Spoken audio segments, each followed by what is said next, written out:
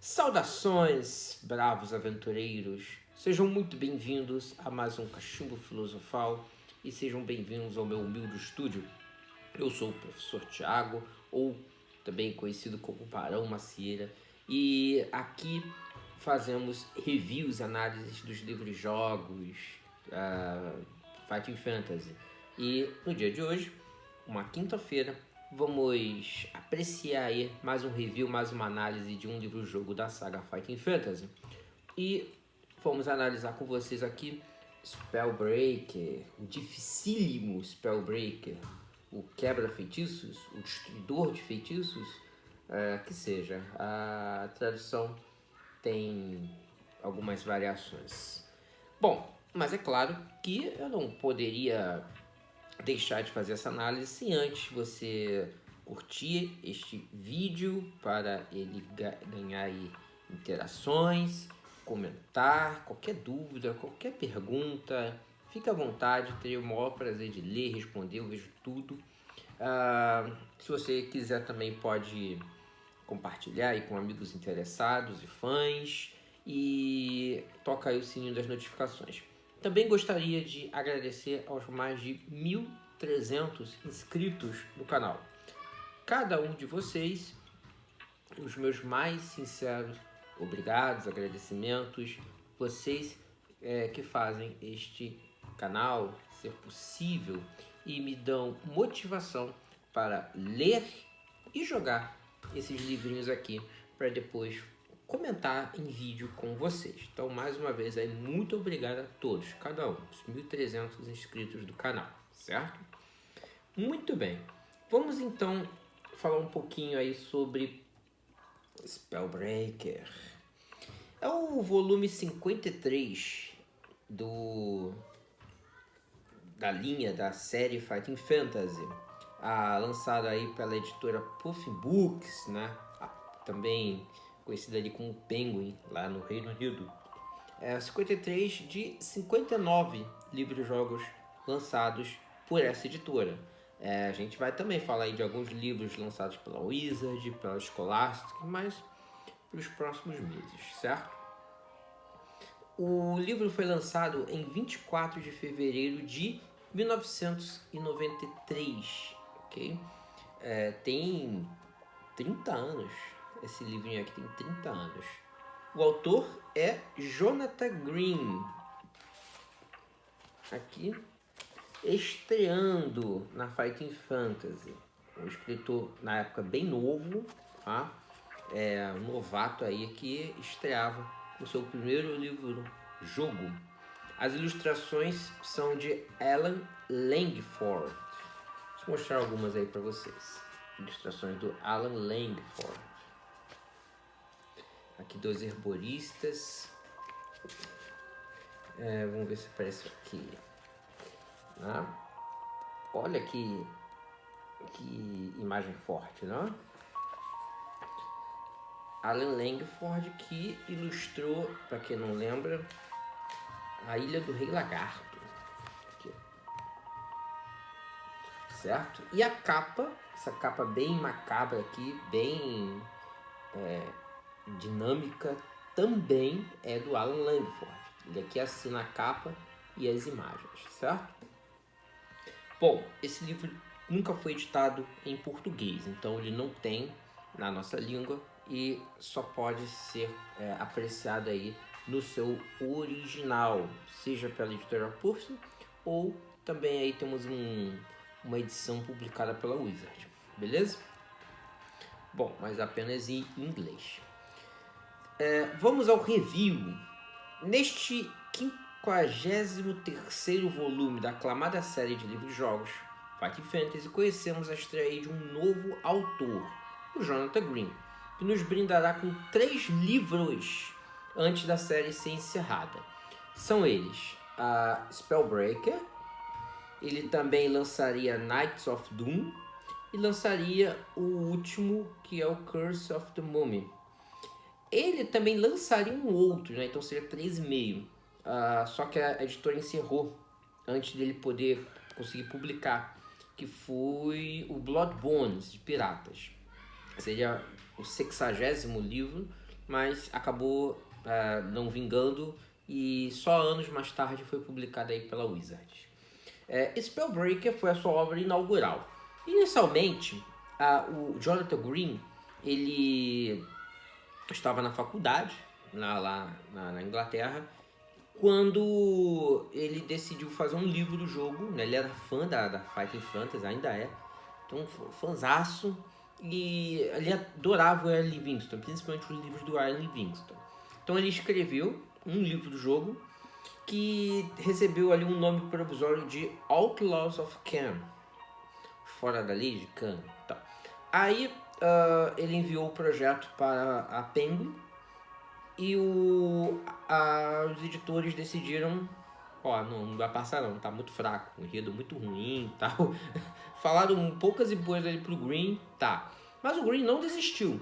E aí ele pegou os manuscritos, reescreveu a história, colocou novos elementos, e aí enviou outra vez para a editora.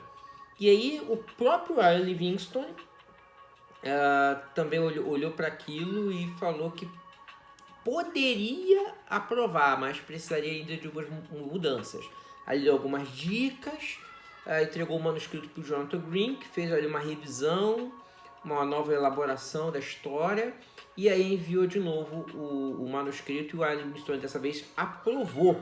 E aí ele teve o seu livro lançado em 1993, porém o título Outlaws of Khan foi abandonado, e aí foi lançado como Spellbreaker, embora vários elementos do Outlaws of Khan estejam aqui dentro, certo? Mas, assim, pelo que o Jonathan Green disse, a história ficou muito diferente do original, né? Por conta das mudanças.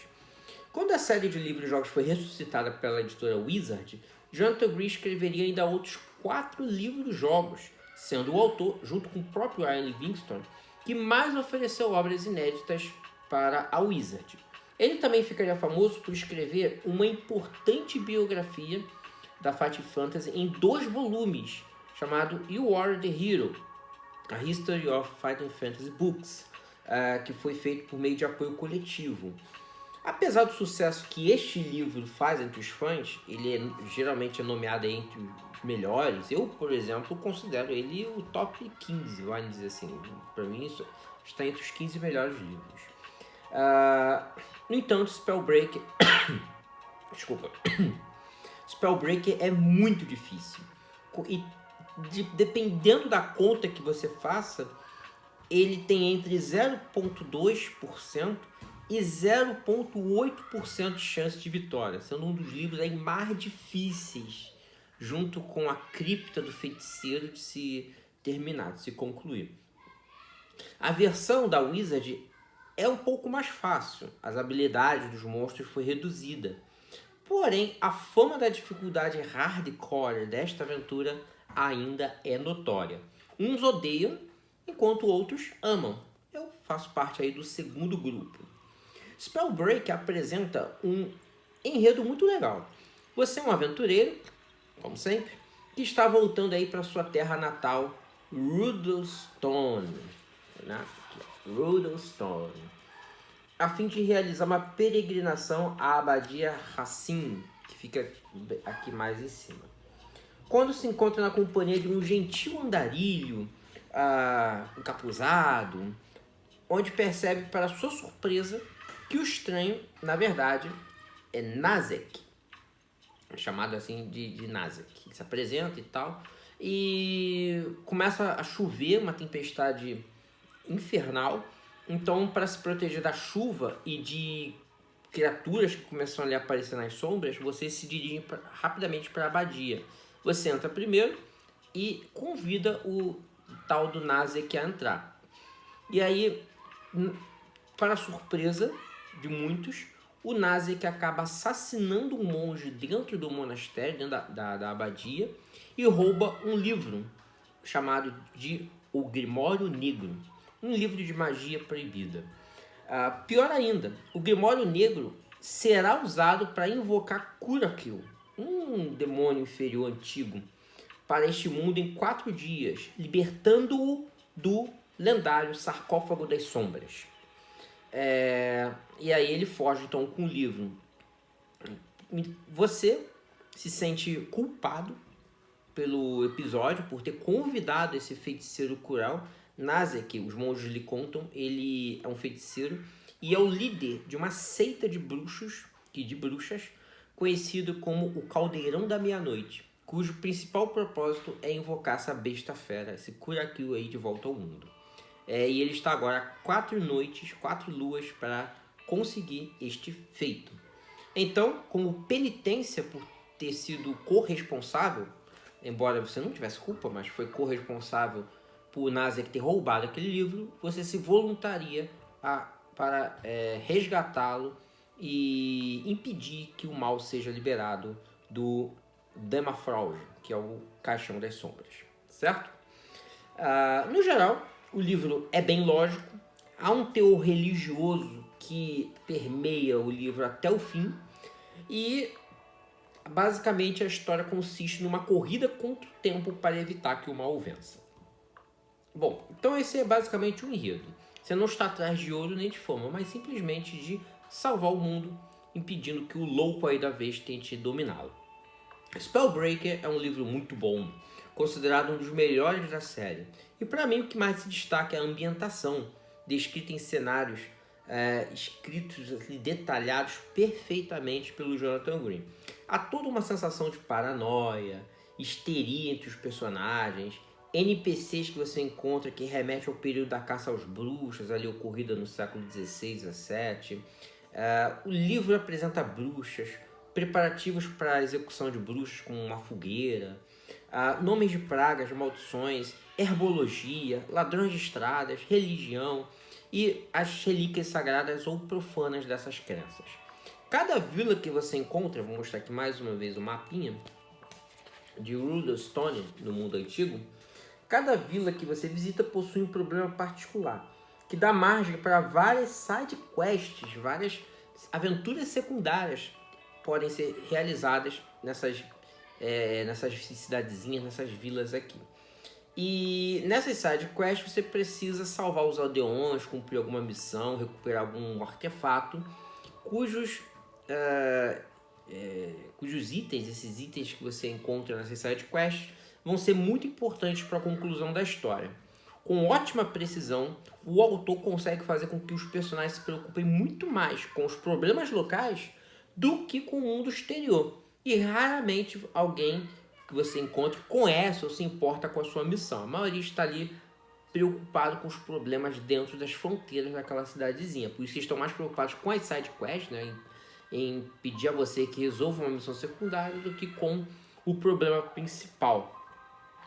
Isso cria uma atmosfera ótima e apresenta a terra de Rudolstone como viva, como um lugar dinâmico, pois nenhum dos desafios é colocado aleatoriamente. E de alguma forma todos, lá no final, acabam se relacionando. Tá? Eles não são sidequests aleatórias. Lá no fim, os objetos, os itens, tudo que você cumpriu de alguma forma se interconecta com a missão principal.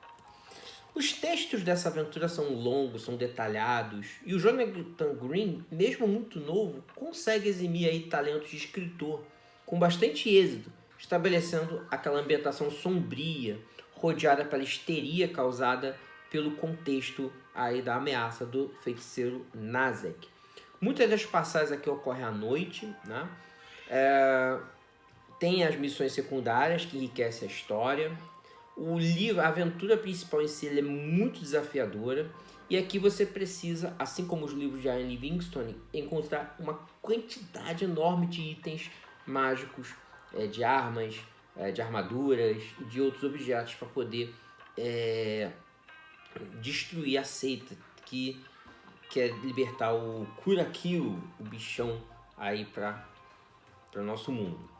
É possível vencer se achar um caminho diferente. Ele não é 100% linear. Dá para terminar, dá para vencer o jogo aí fazendo pelo menos 2 caminhos diferentes.